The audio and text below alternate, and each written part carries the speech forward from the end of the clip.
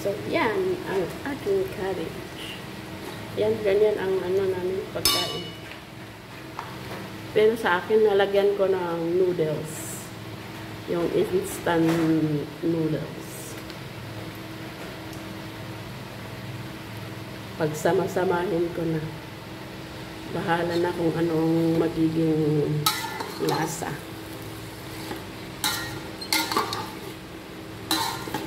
There you go.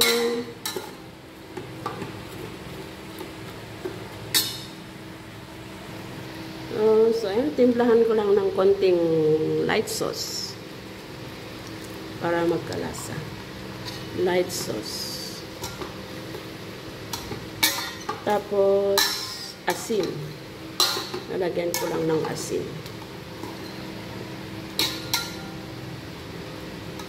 Hindi ako naglalagay ng vets.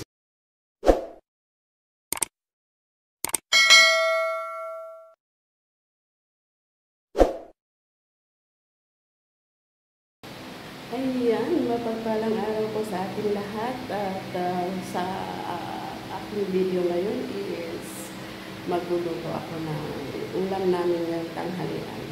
Ako ngayon ay nasa boarding house ng aming agency kasi ako ay bumalik sa aking agency at gusto ko nang lumipat ng ibang amo. So, ayun, dito ako sa boarding house namin. So, magluluto ako ng aming pananghalian ng kasama kong Myanmar. So, ayan, abangan. Ayan, huwag po natin kalimutan i-subscribe ang aking YouTube channel, Jennifer Kumali Vlog. At huwag po kalimutan i-like at i-share. Thank you. Abangan natin ang aking pagluluto ng sardinas with cabbage. Thank you. God bless po. Ito, magluluto tayo ng sardinas. Ito po ang buhay ng nasa accommodation. So, ang saingan namin is rice cooker. Dahil wala po kaming kalan. So, ito po yung lutuan, rice cooker. Ayan na, dito ako sa accommodation namin. Kasi po, lumipat na po ako ng bahay. Maghahanap ako ng ibang amo. So, ayan. So, ito ang aming mansion. Ayan. So, yung iba, sarili nila yung pagkain nila. Bibili sila ng mga noodles. Ganun. So, sa agency naman is, magluluto sila doon. And then, makain sila bago umuwi. Lahat ng mga transfer ay nasa agency. Tapos, may kinuha silang boarding house para sa amin. So, ayan. So, ayan, igigisa ko muna nahin ko yung luya. Gusto kong lumabas yung aroma niya para masarap. Saka ko na isusunod yung garlic, onion. So,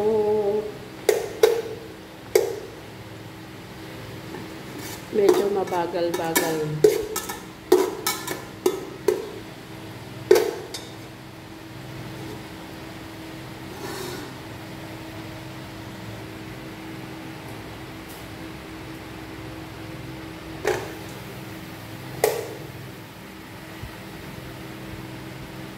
So, ayan, ilalagay na natin yung garlic.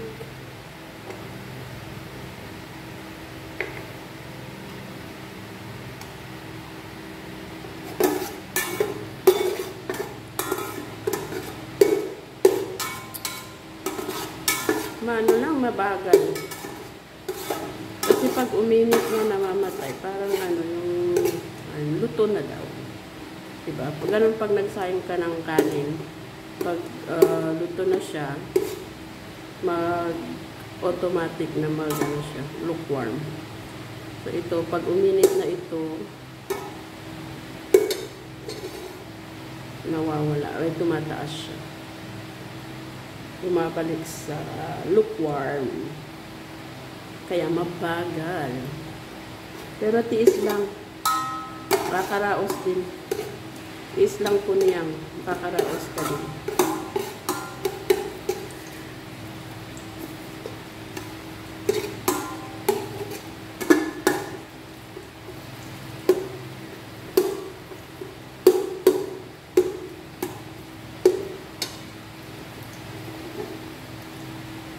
Too slow.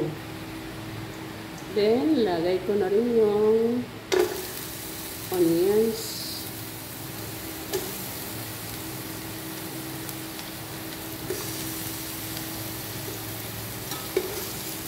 Baano na silang mag-brown dyan. Hintayin natin mag-golden brown para lumabas yung aroma ng bawang, luya, at saka yung onions.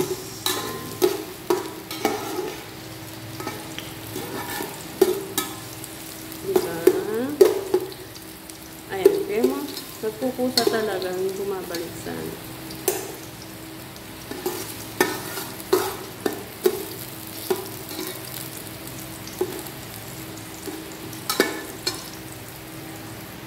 So, maglalagay ako ng isang sili kasi yung sardinas ko ay hindi siya maanghang. So, isa lang para naman may anghang-anghang siya. Kasi yung ibang kasama ko hindi mahilig sa sobrang anghang. Sa bagay, pag sobrang anghang naman, hindi maganda. Pero yung pagka yung mga Indonesian ang nagluluto, grabe, ang sobrang dami nilang nilalagay na sili.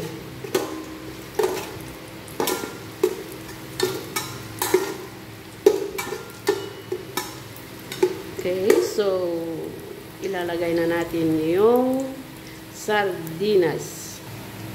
Eto na ang favorite ng madla. Madlang tipo. Yan, ganyan lang po. Ganyan lang po ang pagkain ng nasa agency. Yung iba nga sa agency nga hindi na ginigisa eh. Basta na lang pinaghalo-halo tapos nilagyan ng sili. Tapos sibuyas. Yun. Tapos nilagyan ng cabbage. Parang pagkain ng baboy ba? Ganun sa agency. Kaso, wala tayong magagawa kasi yun ang patakaran nila. Ang importante, may pagkain. Nakakain ng 3 beses.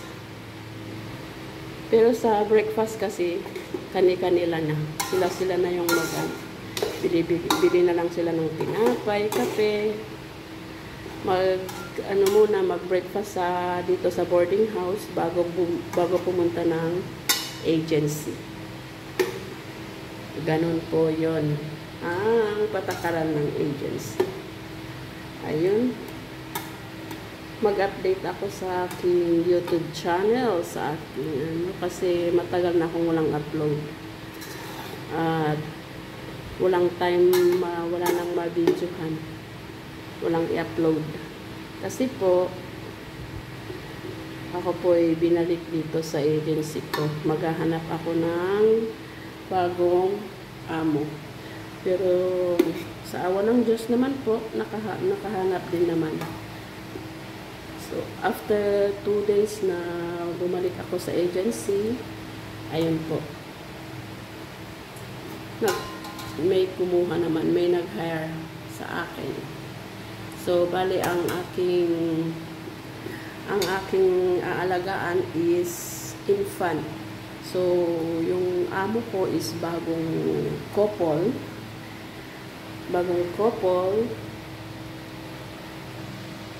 Yan, bagong couple yung magiging amo ko. And then, buntis siya is manganganak siya this month, March. So, paglipat ko sa kanila is ako na yung mag-aalaga dun sa baby. So, katabi ko daw siya sa pagtulog.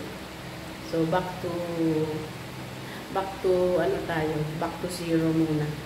Pero mas maganda yon yung ang aalagaan mo is baby pa lang. Kasi pag malalaki na, mahirap turuan. Matitigas na ang mga ulo. Diba? So, grab ko na itong bagong employer kasi ayaw kong magtagal dito sa agency. Pero hanggang ngayon, wala pa. Hinihintay pa nila yung process ng MOM. So, ayan.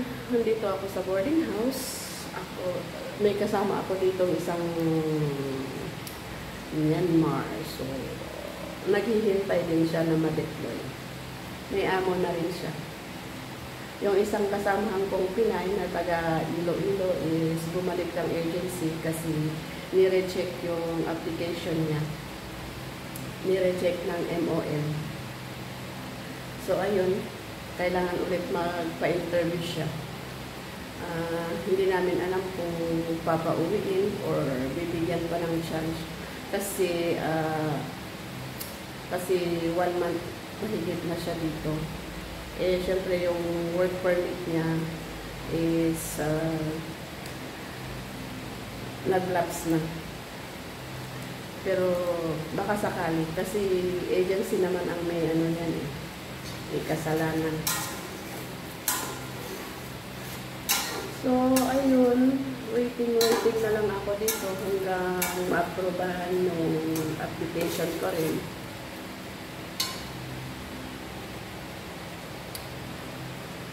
Sa awa ng Diyos, makakalipat din by this week or next week. Ganun po.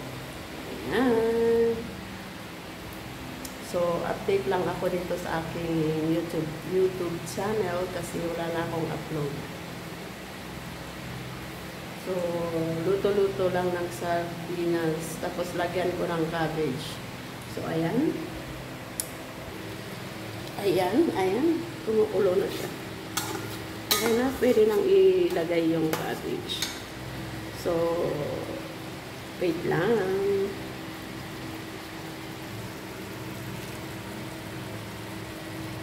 So, yan ang aking cabbage. Yan, ganyan ang ano namin pagkain. Pero sa akin, nalagyan ko ng noodles. Yung instant noodles. Pagsama-samahin ko na. Bahala na kung anong magiging lasa.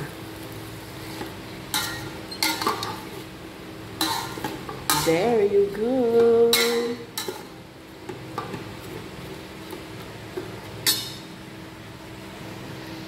So, ayan, timplahan ko lang ng konting light sauce para magkalasa. Light sauce. Tapos, asin. Nalagyan ko lang ng asin. Hindi ako naglalagay ng vets. Ayaw ko. Kailang yan. Lagyan ko na lang ng konting sugar. So, lagyan ko lang ng konting sugar. Ayan. Ito na ang vets sugar. Okay na yan. So, ayan. Tikman natin if tama lang ang lasa.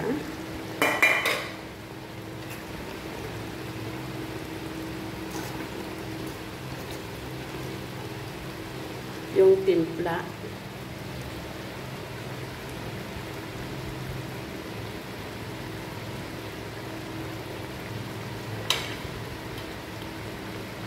Ayan, konting ano lang, konting asin.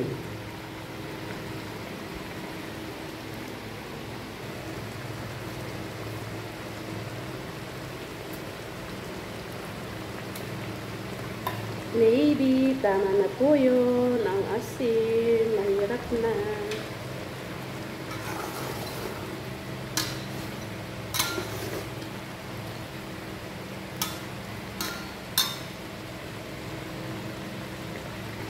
Ayan, lagyan ko ng noodles.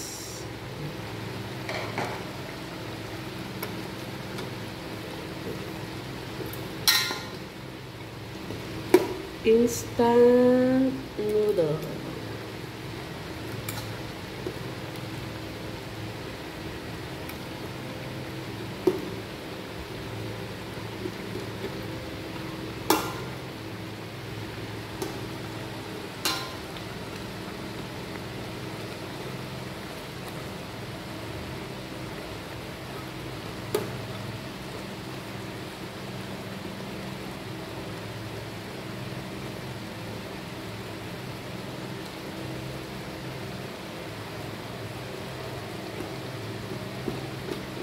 Ganyan lang ang buhay.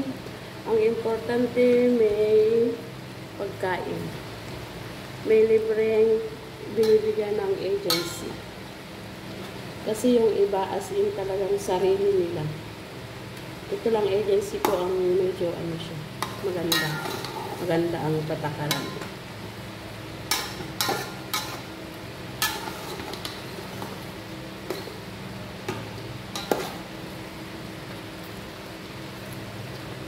So, ayan, okay na yan kasi mainit yung maluluto din yung noodles. Ayaw ko naman ma-overcook. So, that's it.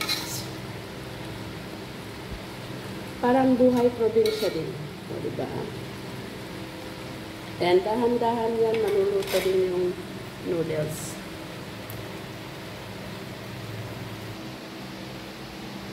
So, ayan, thank you for watching. And ingat po tayo palagi. Lagi po natin ingatan ang ating mga sarili. Lalo na ngayon at sobrang init na naman ang panahon. So, laging may dalang tubig kung nasa labas tayo. And thank you.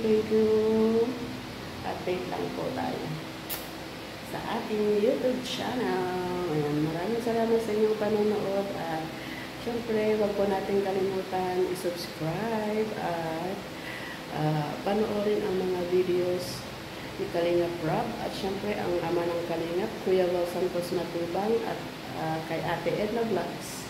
And thank you and ingat po. God bless. Maraming salamat. Bye-bye.